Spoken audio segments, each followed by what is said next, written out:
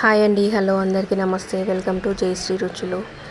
ఇవాళ నేను ఏం చేయబోతున్నానంటే బీరకాయ చట్నీ. ముందుగా ఒక కడాయి పెట్టుకొని అందులో పల్లీలు వేసి బాగా ఫ్రై చేసుకోవాలి. ఇలా వేగిన పల్లీలని ఒక ప్లేట్లోకి తీసుకొని మళ్ళీ అదే ప్యాన్లో ఆయిల్ వేసుకోవాలి.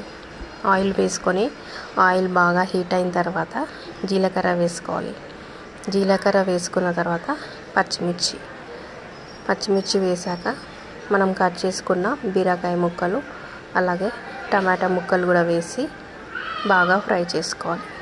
ఇలా బాగా ఫ్రై అయిన తర్వాత అందులోనే హాఫ్ స్పూన్ అంత పసుపు, మనకి రుచికి తగినంత ఉప్పును కూడా వేసి బాగా కలుపుకోవాలి.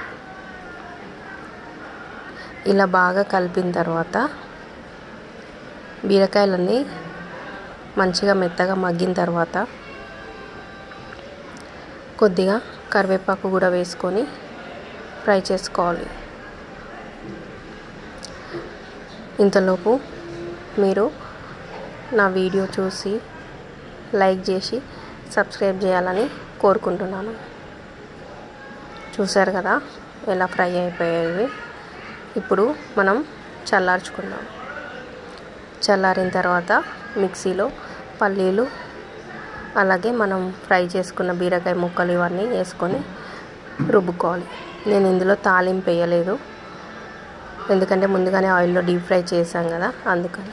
Thanks for watching. Bye friends.